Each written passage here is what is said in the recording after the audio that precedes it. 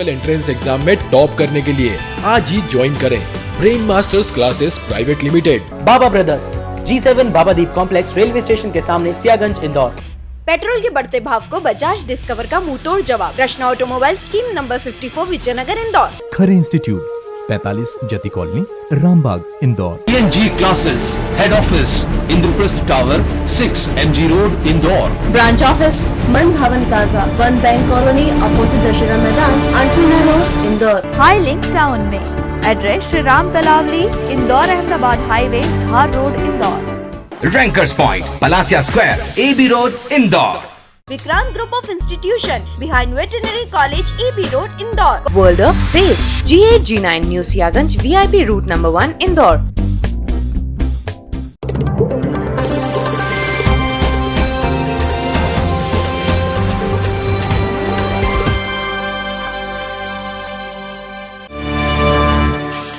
Restaurant में मचाया BSF के जवानों ने हंगामा, कर्मचारियों को पीटा, तोड़फोड़ भी की। शराबखोरी के लिए मांग रहे थे रेस्टोरेंट में जगह, CCTV कैमरे में हुए कैद। दूसरे दिन भी जारी रही नर्सेस एसोसिएशन की हड़ताल, व्यवस्थाएं प्रभावित, मरीजों को हो रही परेशानी।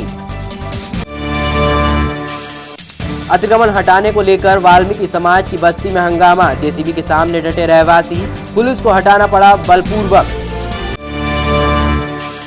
जल संकट से जूझ रहे एमओजी लाइंस के रहवासियों ने किया पार्षद का घेराव, क्षेत्र में 4 दिन से नहीं आ रहा पानी, रहवासियों ने दी उग्र आंदोलन की चेतावनी। और जून के बाद शादी के लिए करना होगा लंबा इंतजार, जून में है महज 4 शुद्ध मुहूर्त। 30 जून देवशयन के बाद 24 नवंबर से शुरू होंगे मुहूर्त।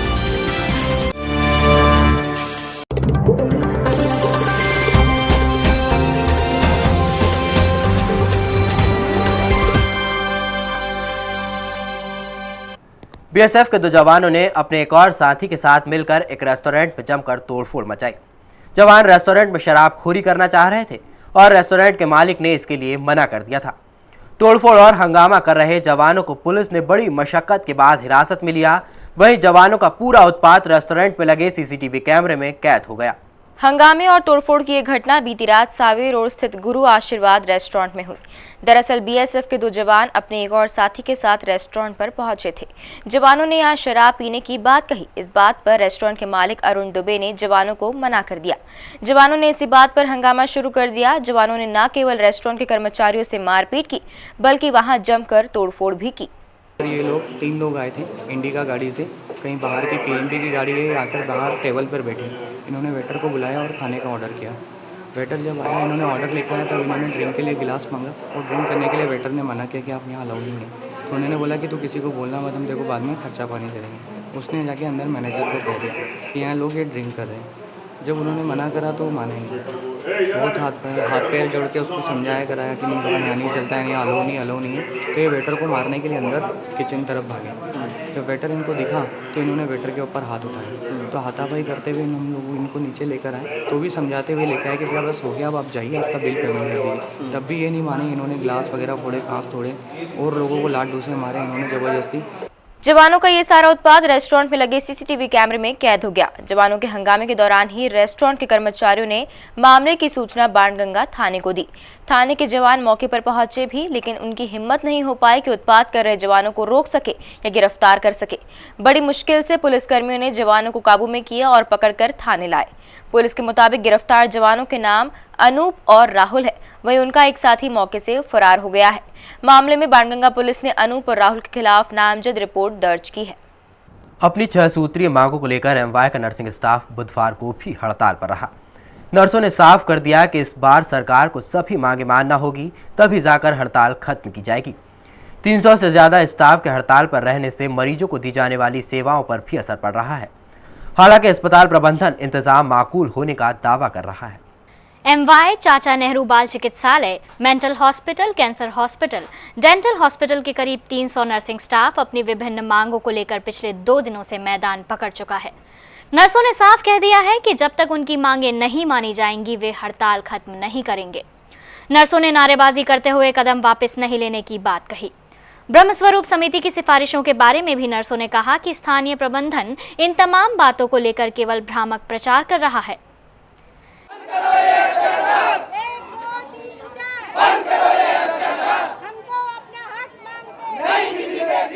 वहीं दूसरी तरफ अस्पताल में आने वाले मरीज भी कभी डॉक्टर तो कभी नर्सों के ना होने की बात करते नजर आए। अपना इलाज कराने आए मरीजों ने बताया कि हड़ताल की वजह से उन्हें खासी दिक्कतें उठानी पड़ रही हैं।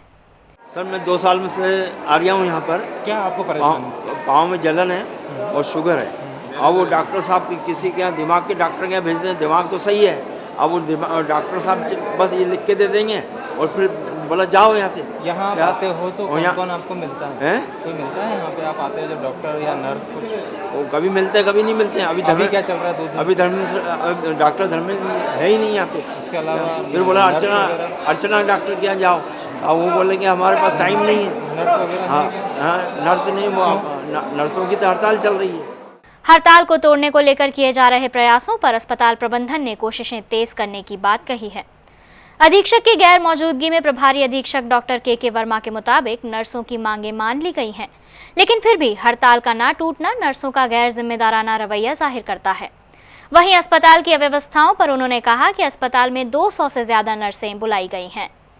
यहाँ पर हम लोगों ने हड़ताल को देखते हुए पहले से ही इनका इंटीमेशन था कि तो हमने अपने school of nursing, BSc nursing, general nursing, वहाँ से हम लोगों ने स्टूडेंट नर्सेस को बुला लिया है जो अंडर ट्रेनिंग है। सब मिलाकर के 200 करीब हमारे पे स्ट्रेंथ हो जाती है। और बाकी हम लोगों ने अभी जो व्यवस्था है उसमें कोई कमी नहीं रखी है, सब जगह स्टाफ पूरे हैं। नहीं इनकी जो मांगे हैं वो तो ने मानी ली है, उसका पैसा था वो भी आ गया है। इनका बिल कल फैक्स भी आ चुका है इनका कि पैसा इनको सरकार ने 3.5 करोड़ रुपए सैंक्शन कर दिया है। उसके बाद में ये अड़े रहते हैं कि क्रम उन्नति नहीं मिल रही है या कि हमको ब्रह्मस्वरूप समिति की एरियर्स नहीं लगे हैं। हड़ताल के पहले ही दिन लचर व्यवस्थाओं के चलते एमवाई में आई प्रथम व द्वितीय वर्ष की छात्राएं मरीजों को ठीक से सलाइन तक नहीं चढ़ा पाई थीं। इस मुद्दे पर प्रभारी अधीक्षक ने सब ठीक ठाक होने की बात कही। बहरहाल नर्सों के सख्त रवैये को देखते हुए ये तो तय है कि मरीजों की समस्याएं और नर्सों की हड़ताल फिलहाल खत्म होने के आसार नजर नहीं आते। नर्सों की हड़ताल के बाद एमवाई के चतुर्थ श्रेणी कर्मचारियों ने भी काम बंद करने का बिगुल फूंक दिया है। कर्मचारियों ने साफ लहजे में कहा है कि अगर एमजीएम कॉलेज प्रबंधन उनकी मांगों को नहीं मानेगा तो 7 दिन के बाद वे भी हड़ताल की राह पकड़ लेंगे। एमवाई में चतुर्थ श्रेणी कर्मचारियों की संख्या 300 से ऊपर है। ये सभी अब अपनी 4 सालों से लंबित मांगों के पूरा ना होने पर हड़ताल पर जाने वाले हैं। कर्मचारियों की मांग है कि जब मेडिकल कॉलेज की डीन के स्टाफ को समय मान के मुताबिक वेतन दिया जा सकता है तो उन्हें इस लाभ से अब तक वंचित क्यों रखा जा रहा है, जबकि सरकार इस बारे में आदेश 4 साल पहले ही दे चुकी है। कर्मचारी संघ के जिला उपाध्यक्ष तेजू डुमानी के मुताबिक प्रशासकीय अधिकारी नियमों का हवाला देकर अब तक उनका हक मारे बैठे हैं। कर्मचारियों ने एमवाई प्रबंधन को 7 दिन के बाद हड़ताल पर जाने का नोटिस थमा दिया है और कहा है कि अगर मांगे तय वक्त में पूरी नहीं होती तो वे भी असहयोग आंदोलन छेड़ देंगे। वेतनमान हम लोगों का है ना शासन के आदेश अनुसार और अभी लागू हो जाना था, लेकिन ये यहाँ के अधिकारी, प्रशासकीय अधिकारी ये नियमों का हवाला देके टालते चले आ रहे हैं। 2006 से अभी तक के हम लोग परेशान हो रहे हैं। अब हम लोगों ने ये सोचा है कि अगर 7 दिवस के अंदर हमारी मांगों का पूरा निराकरण नहीं हुआ तो हम आंदोलन के लिए हम बांधा होना पड़ेगा। बहरहाल नर्सों की हड़ताल से बदहाल एमवाई अस्पताल फिलहाल कर्मचारियों की हड़ताल के लिए तैयार नहीं दिखता और अगर हड़ताल की स्थिति बनती है तो आने वाले वक्त में मरीजों की और फजीहत होना निश्चित है। पलासिया वाल्मीकि समाज की बस्ती में अतिक्रमण हटाने पहुंची निगम की रिमूवल गैंग को भारी विरोध का सामना करना पड़ा। रहवासी जेसीबी मशीन के आगे खड़े हो गए और जमकर हंगामा किया। पुलिस ने मौके पर पहुंचकर विरोध कर रहे लोगों को हटाया, तब जाकर कहीं निगम का अमला अतिक्रमण हटाने में कामयाब हुआ। निगम का रिमूवल दस्ता बुधवार दोपहर पलासिया स्थित वाल्मीकि समाज की बस्ती में पहुंचा। शिकायत के आधार पर अतिक्रमण कर बनाए गए मकान को हटाने पहुंचे निगम के दस्ते को तगड़े विरोध का सामना करना पड़ा। भवन मालिक के पूरे परिवार ने निगम की रिमूवल कार्रवाई का पुरजोर विरोध किया। परिवार के महिला सदस्य भी पूरे दमखम के साथ विरोध में डटी रही। युवतियों ने भी जेसीबी का पंजा पकड़ा तो किसी ने मकान के सामने खुद को खड़ा कर विरोध जताया। तुम तो जगह में उसको कर लो यार, देश को बर्बाद कर दिया।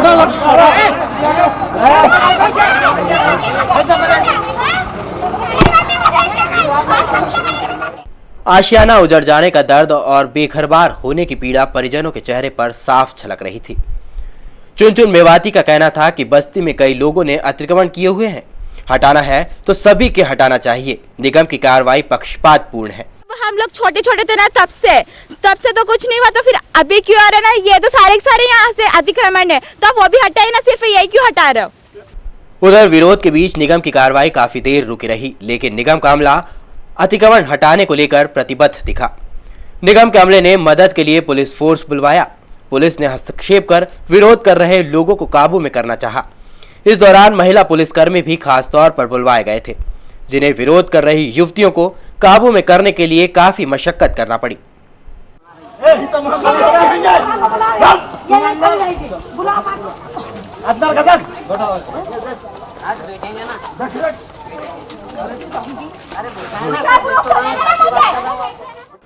भारी पुलिस बल के आगे विरोध कर रहे परिवार के आखिरकार एक न चली।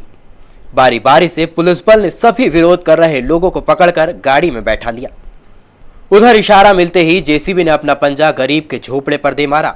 महज 2 से 3 मिनट में निगम के अमले ने अतिक्रमण ध्वस्त कर दिया।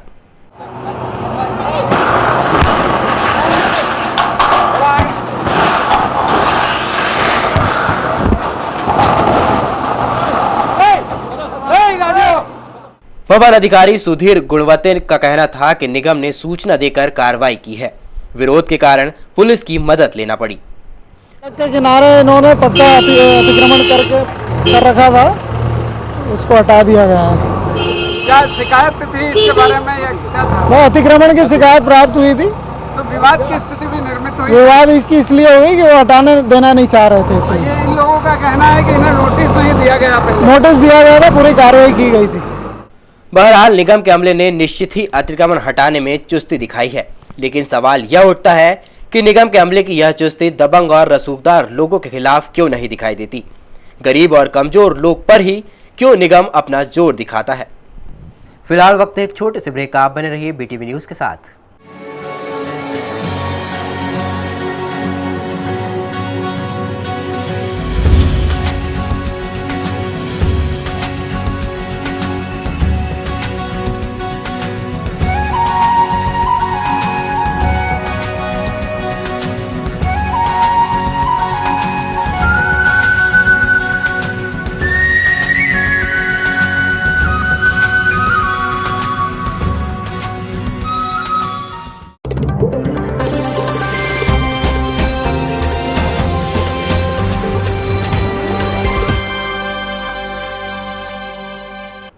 मौसम का मिजाज अभी भी तल्ख बना हुआ है।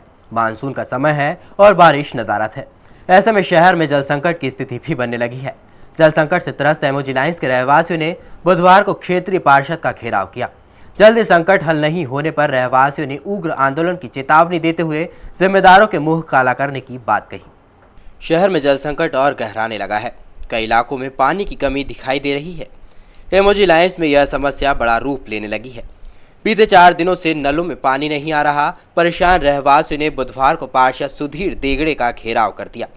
इस दौरान आक्रोशित रहवासियों ने पार्षद को जमकर खरी खोटी सुनाई।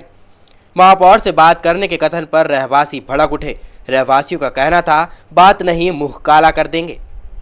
क्या बोलो भाई? हाँ बस आपको पूरी बात हो रही है। भाई साहब क्या बोलोगे यार? आप क्या बोलोगे? पेड़ वाला में पानी की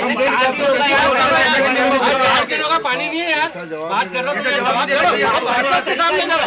ये महापौर से मिलो। अरे मिलने थोड़े जाएंगे हम, तो मुंह काले कर देंगे। अरे मिलने थोड़े जाएंगे हम, तो मुंह काले कर देंगे। आपके पास फोन तो आया होगा। हम कर सकते, अभी कर सकते हैं मुंह काला।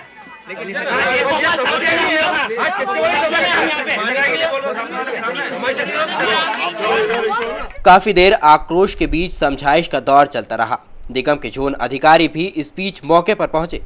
बमुश्किल समझाइश के बाद मामला शांत हुआ। रहवासी दिनेश शर्मा ने तीखे आक्रोश व्यक्त करते हुए चेतावनी दी। बहरहाल जल संकट शहर के कई इलाकों में गहराने लगा है। मानसून की लेट लतीफी इस संकट को और बढ़ा सकती है। प्रमुख जलाशय भी अब दम तोड़ने लगे हैं। शहर के पश्चिम क्षेत्र में जल आपूर्ति का एक बड़ा साधन रहा है यशवंत सागर, जो अब सूख चुका है। चैनल के पानी के जरिए महज 2 या 4 दिन पानी की आपूर्ति की जा सकती है। ऐसे में अगर जल्द ही बारिश नहीं हुई तो जल संकट के चलते बड़ा विवाद खड़ा होने के आसार हैं।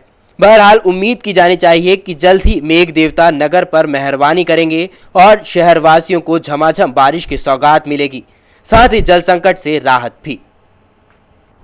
वैवाहिक बंधन में बंधने वाले दूल्हा दुल्हनों को जून के बाद अब शादी के लिए लंबा इंतजार करना पड़ेगा। दरअसल इस वर्ष गुरु और शुक्र का तारा अस्त होने के चलते विवाह के मुहूर्त कम रहे और अब विवाह के जून माह में 4 मुहूर्त ही हैं, जिसके पश्चात लंबे इंतजार के बाद शहनाइयां गूंज सकेंगी, क्योंकि 30 जून से देवशयन काल शुरू हो रहा है। 4 मई से 29 जून तक गुरु का तारा और 2 जून से 9 जून तक शुक्र का तारा अस्त होने के कारण शादी विवाह के मुहूर्त नहीं थे। चूंकि हिंदू मान्यता के अनुसार तारा अस्त होने पर कोई भी मांगलिक कार्यक्रम नहीं किए जाते हैं। मंगलवार से फिर शादी के शहनाइयां गूंजने लगी। हालांकि ये मुहूर्त ज्यादा लंबे समय के लिए नहीं है। इस माह में 24, 27, 28 और 29 जून के ही शुद्ध मुहूर्त हैं, जिसमें विवाह और मांगलिक कार्य किए जा सकते हैं। इसके बाद विवाह में बंधने जा रहे दूल्हा दुल्हनों को लंबा इंतजार करना पड़ेगा। इन 4 मुहूर्त के बाद 30 जून से देवशयन काल शुरू होने जा रहा है, जो कि अधिक मास के कारण इस बार 4 माह का न होते हुए 5 माह का रहेगा। शादी के मुहूर्त कम होने के कारण बाजारों में भी रौनक देखने को नहीं मिल रही है। पंडित कल्याण दत्त शास्त्री के अनुसार देव उठने के बाद कुल 30 मुहूर्त रहेंगे, जिसमें 19 मुहूर्त विशेष रहेंगे और 11 मुहूर्त सामान्य होंगे। अभी वर्तमान में 29 जून तक अभी 3-4 मुहूर्त और बाकी है, तो उसमें शादियां होंगी। उसके बाद में देवशयन होगा 30 से, जो वो 24 नवंबर को देवउठनी एकादशी आने पर फिर प्रारंभ होगा। देवउठनी एकादशी का ही सर्वप्रथम तो शादी का बहुत श्रेष्ठ मुहूर्त है। उसके बाद में करीब 19 तो विशेष शुभ मुहूर्त माने गए हैं और 11 सामान्य रूप से, ऐसे कुल मिला के 30 विवाह के मुहूर्त बनेंगे उस समय। 23 नवंबर को देवशयन काल खत्म होगा और उसके बाद देव उठनी 11 यानी 24 नवंबर से विवाह के मुहूर्त रहेंगे, जिसमें मांगलिक कार्य के साथ साथ विवाह कार्य किए जा सकेंगे। वहीं नवंबर के बाद 13 दिसंबर से 13 जनवरी तक विवाह के मुहूर्त नहीं होंगे। 14 जनवरी से 7 फरवरी तक मुहूर्त होंगे, जिसके बाद फिर 1 माह के लिए मुहूर्त नहीं होंगे, यानी पोष के माह में धन संक्रांति तक फिर वैवाहिक कार्य नहीं होंगे। कर्नाटक के बेल्लारी जिले में मिले नोटों की कतरन के मामले में बेल्लारी पुलिस का एक दल इंदौर पहुंचा। दरअसल कुछ दिन पहले बेल्लारी के प्लाईवुड निर्माता के यहां से भारतीय मुद्रा के करीब 300 बोरे कतरन पुलिस ने जब्त की थी। नोट की कतरन इंदौर से सप्लाई होने की जानकारी पर बेल्लारी से पुलिस दल इंदौर पहुंचा है। भारतीय मुद्रा के 300 बोरे नोट की कतरन कर्नाटक के बेल्लारी से मिलने के बाद इंदौर पहुंचे बेल्लारी पुलिस के दल ने एसएसपी ए साई मनोहर से मुलाकात कर जांच में सहयोग मांगा, जिस पर एसएसपी ने जांच में crime branch TSP Jitendra Singh को सहयोग के लिए निर्देशित किया। गौरतलब है कि बेल्लारी से पकड़ी गई 300 बोरे कतरन इंदौर के माणिक बाग स्थित राज इंडस्ट्री से बेल्लारी भेजी जाना पाया गया था। वहीं सूत्रों की माने तो जांच में पाया गया कि पकड़ी गई नोटों की कतरन 3 टन भंगार के साथ इंदौर के किसी डीलक्स ट्रेडिंग कंपनी के माध्यम से बेल्लारी पहुंची थी। बेल्लारी से आए सब इंस्पेक्टर सोमशेखर ने जांच की बात कही, मगर आगे कुछ भी कहने से इनकार कर दिया। प्लीज और एसपी हैज टोल्ड नहीं, हमने इनसे बात कर ली है। नहीं आप आएंगे, आपका नाम तो बता दो। मेरा नाम सोमशेखर। और वही कटिंग जो उसके नोट कटिंग जो मिली उसी मामले में है। हाँ सर डीएसपी आपका नाम पीएस सब इंस्पेक्टर पुलिस। कितना मिला We are not entitled to be any press statement, please sorry. Our SP has strict instructions. SP साहब का नंबर होगा। वहीं आरबीआई के नियमों के मुताबिक नोटों की कतरन गलाने का काम भारत सरकार द्वारा जारी लाइसेंस प्राप्त फर्म को ही दिया जाता है। एसएसपी बेल्लारी डॉक्टर चंद्रगुप्त के मुताबिक इंदौर आए दल के साथ ही आरबीआई के अधिकारी भी बेल्लारी पहुंचकर मामले की जांच कर रहे हैं। वहीं इंदौर पुलिस और कर्नाटक पुलिस यह भी पता लगाने में जुटी है कि कहीं बेल्लारी में मिले नोट नकली तो नहीं है। बुधवार दोपहर मालवा एक्सप्रेस में विवाद के बहाने महिला से बदमाश सोने का मंगलसूत्र उड़ा ले गए। लूट की शिकार महिला सेलटेक्स विभाग की कर्मचारी है। स्टेशन अपने किसी रिश्तेदार को छोड़ने गई थी।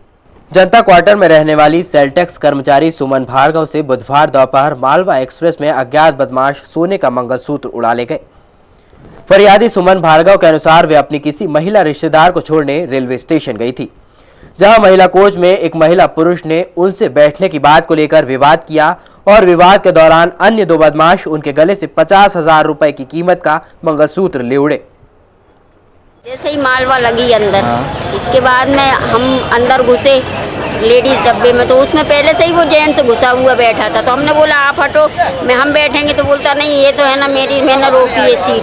बस इतने में लड़ाई झगड़े करने लगा। दो औरतें आई, उनने मेरे को धक्का दिया और पीछे वो खड़ा था, वो मंगलसूत्र खींचा और बाहर आया। जब तक मैंने सोचा कि मैं बोलती हूँ, तो जब तक तो वो बाहर निकल के चला। गौरतलब है कि पिछले कुछ दिनों से फर्जी विवाद कर चेन खींचने की वारदात लगातार बढ़ रही है। मंगलवार शाम भी पंडरीनाथ इलाके में दो बदमाशों ने विवाद के बाद बुजुर्ग की चेन उड़ा दी थी, मगर प्रधान आरक्षक की मुस्तैदी से दोनों बदमाश मौके से ही पकड़ा गए थे। फिलहाल पुलिस ने इस मामले में प्रकरण दर्ज कर आरोपियों की तलाश शुरू कर दी है। नसिया रोड स्थित धर्मशाला में अचानक पहुंची पुलिस को देख वहां ठहरे लोगों में हड़कंप मच गया। पुलिस वहां से दो युवतियों और एक महिला को पूछताछ के लिए थाने ले गई। दरअसल पुलिस को सूचना मिली थी कि कुछ अन्य समाज की लड़कियों को पैसे देकर जैन समाज के लड़कों से शादी के लिए ले जाया जा रहा है। नसिया रोड स्थित धर्मशाला से क्राइम ब्रांच की टीम और छोटी ग्वालटोली पुलिस भोपाल की रहने वाली रीता व सरिता कोठारी और इंदौर की सरला जैन को लेकर छोटी ग्वालटोली पहुंची। दरअसल पुलिस को सूचना मिली थी कि इंदौर की महिला अन्य समाज की लड़कियों को पैसे देकर उदयपुर शादी के लिए ले जा रही है। पुलिस के पहुंचते ही धर्मशाला में अफरा तफरी मच गई। पूछताछ में दोनों लड़कियां बालिग पाई गई हैं। वहीं पुलिस यह भी पता लगा रही है कि लड़का लड़की आपस में मिले हैं या नहीं। प्राथमिक पूछताछ में रीता नामक युवती ने बताया कि वो अपनी मर्जी से शादी कर रही है। शादी किससे हो रही थी बताओ ना। भारत जी। तो कहाँ रहते हो आप लोग? भोपाल। तो यहाँ पर शादी किससे कर रहे थे आप? भरत जी से। और किससे? तो ये दूसरी लड़की कौन है? ये मेरी सहेली है। तो कहाँ रहते हो आप लोग? भोपाल। ये सहेली का नाम क्या है? सरिता। शादी किसकी थी कि आपकी थी? शादी किसकी थी? दोनों की। दोनों की थी? हाँ। तो अभी क्या हुआ था यहाँ पर? फिर जो आपके लिए पुलिस यहाँ क्यों लाई आपको? क्यों लाई पता नहीं। वहीं दोनों लड़कियों को उदयपुर ले जाने वाली महिला सरला जैन कुछ भी कहने से बचती रही। क्या हो गया था? ये लड़कियों की शादी किसकी थी? किससे करी थी आपने? पूछो ना आप लोग, मेरे से क्या पूछ रहे हो? उनका आईडी कार्ड उनसे पूछो। तो आप लाई थी ना इनको? तो आप उनसे पूछो। क्या पैसे का लेन देन है? क्या नहीं? कोई पैसे का लेन देन नहीं। तो फिर सब राजी मर्जी से शादी करने आए। कितने पैसे दिए इनको? कोई पैसे का लेन देन नहीं, सब राजी मर्जी से शादी करने आए। लड़कियाँ कौन सी समाज की? उनसे पूछो ना आप लेके आप बताओ ना। आप बताओ ना, आप लाए हो। लड़कियों का बयान तो आप लड़की से लीजिए ना, कौन सी कास्ट की वो बताएंगे ना, मैं तो। छोटी ग्वालटोली मामले पर फिलहाल पुलिस ने कुछ भी कहने से इनकार कर दिया है।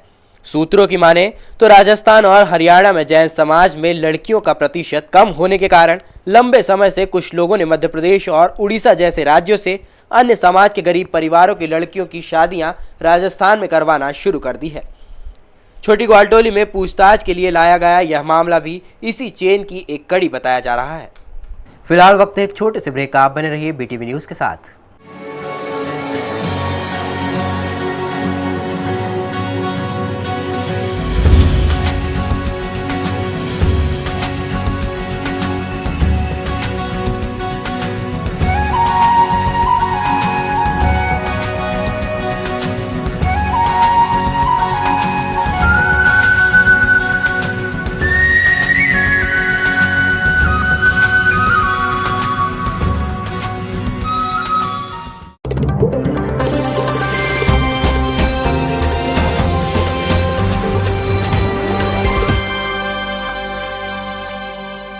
गांधीनगर निवासी महिला को बुधवार सुबह बुरी तरह जली अवस्था में अम्बा अस्पताल लाया गया। महिला ने उपचार के दौरान अपने पति पर जलाने का आरोप लगाया। एरोड्रम थाना क्षेत्र में रहने वाली 20 वर्षीय पूनम पति नरेश को गंभीर रूप से जली हुई अवस्था में 108 के माध्यम से एमवाय अस्पताल पहुंचाया गया। बताया जा रहा है कि घायल पूनम के अनुसार उसकी शादी फरवरी माह में नरेश से हुई थी और शादी के बाद से ही नरेश से विवाद शुरू हो गए थे। पूनम ने नरेश के किसी और महिला से संबंध होने की बात भी कही।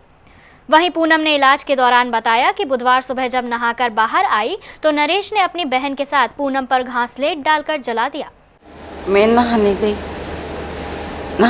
मैं, मेरे पति ने पीछे से घासलेट डाला और मेरी ननद ने आग लगा दी।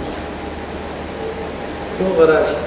मेरे पति को मैं पसंद नहीं थी, वो किसी और के साथ था, उसका अफेयर चल रहा था। किसने लगाई आग? मेरी ननद। पूनम का पति नरेश कपड़ा मार्केट में काम करता है। एरोड्रम पुलिस ने पूनम के तहसीलदार को दिए बयान के बाद पति नरेश और ननद की तलाश शुरू कर दी है। बुधवार सुबह सर्वसंपन्न नगर में रहने वाले फर्नीचर व्यवसायी की संदिग्ध परिस्थिति में मौत हो गई।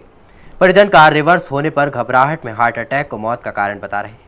खजराना क्षेत्र के सर्वसंपन्न नगर में रहने वाले अविनाश पिता सखाराम दपते को बुधवार सुबह गंभीर हालत में एमवाय लाया गया, जहां डॉक्टरों ने उसे मृत घोषित कर दिया।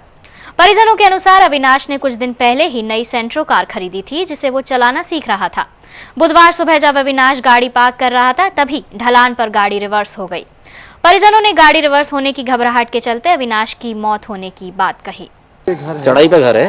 अच्छा। घर चढ़ाई के ऊपर है, तो वो चढ़ाई पे चढ़ नहीं पाई गाड़ी बराबर उनसे। अभी नई गाड़ी खरीदी उनने सेकंड हैंड, तो चढ़ नहीं पाई, इस कारण वो रिवर्स आ गई। रिवर्स आने के कारण वो कार में बैठे बैठे कंट्रोल नहीं हो पाया। क्या नाम है? अवनीश दाते। पुलिस मर्ग कायम कर पोस्टमार्टम की रिपोर्ट आने का इंतजार कर रही है। पशु प्रेम से उपजा विवाद अब आरोप और प्रत्यारोप पर आ गया है। गली में घूमने वाले आवारा कुत्ते के बच्चों का विवाद दो पड़ोसी के बीच ऐसे उलझा कि मामला थाने से लेकर आईजी तक जा पहुंचा।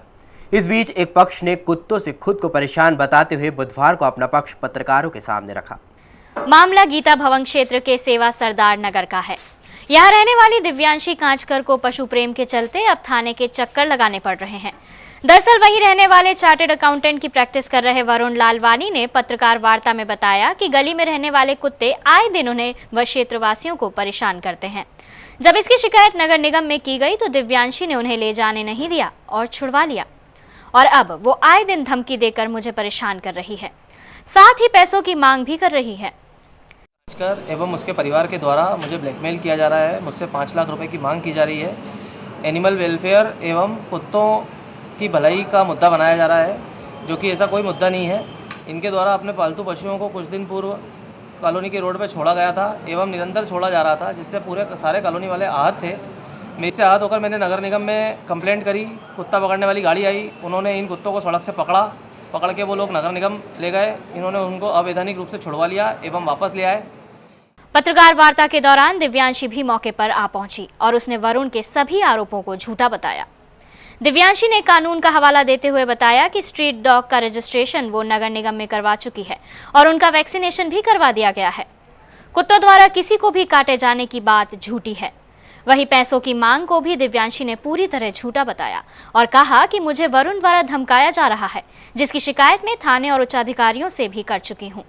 किसी भी प्रकार के कोई पैसे की मांग नहीं की है, चूंकि सारे एनजीओ मेरे तरफ खड़े हो गए हैं। मेनका गांधी मैम ने भी मेरा सपोर्ट कर दिया है और ये इस वजह से डर गए, इसलिए झूठा आरोप मुझ पे लगा रहे हैं। आप में अच्छा ही है कि आपने उन्हें वैक्सीनेट करा दिया, रजिस्टर करा दिया, लेकिन वो स्ट्रीट डॉग्स हैं, उनका हक बनता है कि वो बाहर रहें। अब कुत्तों से जुड़े मामले में दोनों ही पड़ोसी एक दूसरे पर आरोप प्रत्यारोप लगा रहे हैं। बहरहाल इस मामले में अब पुलिस जांच के बाद ही कोई हल निकाल पाएगा। रेसिडेंसी स्थित बीएसएनएल कार्यालय में पहली दफा जनसुनवाई आयोजित की गई। महाप्रबंधक कार्यालय में आयोजित जनसुनवाई में पहले दिन महज दर्जन भर केस ही सामने आए। जो केस सामने आए उनमें ज्यादातर over billing, network problem, broadband से जुड़ी समस्याएं शामिल थी। तो खैर बात नहीं की, अभी तो मैंने अकाउंट्स ऑफिसर से बात की थी। ये 2600 रुपये का और चल रहा है। ये भी मतलब ये टोटल बिल कितना है आपका? ये 3300 रुपये करीब है बिल। तो उसमें जन सुनवाई में सनसिटी से आए राजेंद्र सिंह के मुताबिक लाइन खुली होने से किसी ने उनकी लाइन से करीब 3000 के फोन लगाए। वहीं कार्यालय द्वारा पैसा भरने के आदेश दिए गए। प्रकरण में महाप्रबंधक जीसी पांडे ने ग्राहक से 250 रुपए लेकर बाकी पैसा रिबेट करने के आदेश जारी किए। इस कार्रवाई से ग्राहक भी संतुष्ट दिखाई दिए।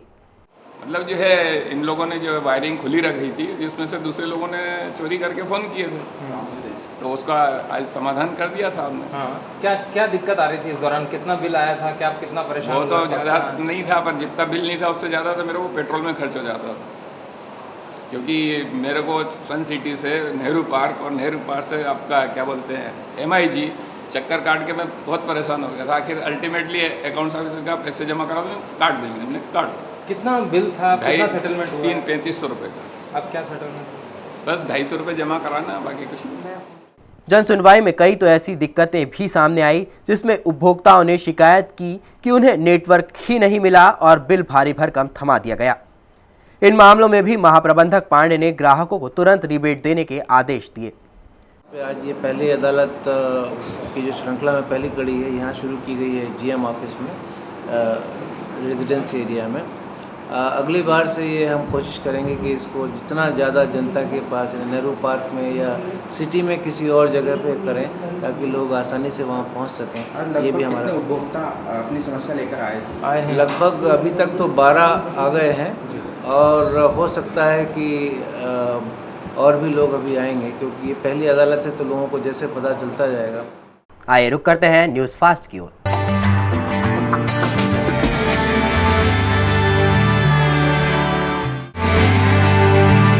मुक्त संवाद देवपुत्र एवं बाल साहित्य सृजन पीठ द्वारा 16 और 17 जून को बाल नाट्य महोत्सव का आयोजन किया जाएगा। बाल नाट्य महोत्सव के पदाधिकारियों ने पत्रकार वार्ता में बताया कि मुक्त संवाद द्वारा पिछले वर्ष से बाल नाट्य महोत्सव की शुरुआत की गई थी, जिसमें 11 मराठी नाटकों की प्रस्तुतियां हुई थी। इस वर्ष आयोजन का विस्तार करते हुए हिंदी बाल नाटकों की प्रस्तुतियां भी होंगी, जिसमें बेटी बचाओ, पर्यावरण और महापुरुषों पर आधारित कार्यक्रम होंगे। शनिवार और रविवार को माई मंगेश्वर सभागृह में कार्यक्रम का आयोजन किया जाएगा। कार्यक्रम का शुभारंभ हिंदी व मराठी फिल्मों के प्रसिद्ध अभिनेता अच्युत पोद्दार करेंगे।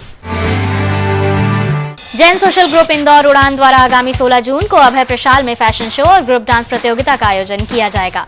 पत्रकार वार्ता में ग्रुप के सदस्यों ने बताया कि फैशन शो और समूह नृत्य का यह आयोजन पर्यावरण और जल संरक्षण के अलावा सामाजिक दायित्वों का संदेश देती थीम पर किया जाएगा। गौरतलब है कि फैशन शो और समूह नृत्य प्रतियोगिता 3 आयु वर्ग में आयोजित की जाएगी। इसका फाइनल मुकाबला 16 जून को शाम 7 बजे अभय प्रशाल में किया जाएगा। प्रतियोगिता में जीतने वालों के लिए 51, 41 और 21,000 रुपए को इनाम रखे गए हैं।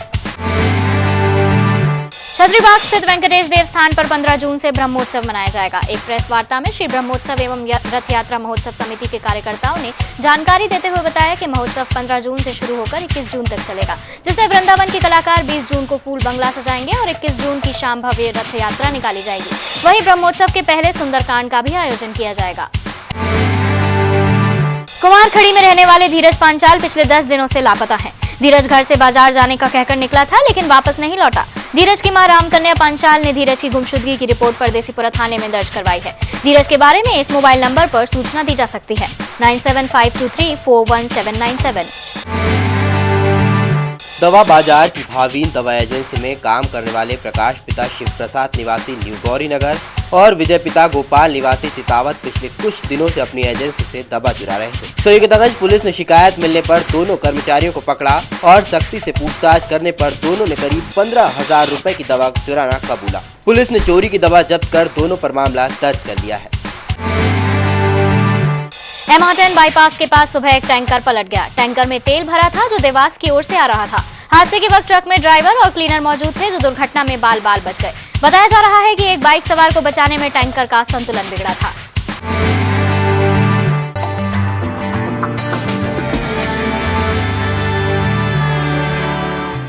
इस बुलेटिन में फिलहाल इतना ही। आप देखते रहिए BTV न्यूज। रेस्टोरेंट में मचाया BSF के जवानों ने हंगामा, कर्मचारियों को पीटा, तोड़फोड़ भी की। शराबखोरी के लिए मांग रहे थे रेस्टोरेंट में जगह, CCTV कैमरे में हुए कैद। दूसरे दिन भी जारी रही नर्सेस एसोसिएशन की हड़ताल, व्यवस्थाएं प्रभावित, मरीजों को हो रही परेशानी। अतिक्रमण हटाने को लेकर वाल्मीकि समाज की बस्ती में हंगामा, JCB के सामने डटे रहवासी, पुलिस को हटाना पड़ा बलपूर्वक। जल संकट से जूझ रहे एमओजी लाइंस के रहवासियों ने किया पार्षद का घेराव, क्षेत्र में 4 दिन से नहीं आ रहा पानी, रहवासियों ने दी उग्र आंदोलन की चेतावनी। और जून के बाद शादी के लिए करना होगा लंबा इंतजार, जून में है महज 4 शुद्ध मुहूर्त। 30 जून देवशयन के बाद 24 नवंबर से शुरू होंगे मुहूर्त।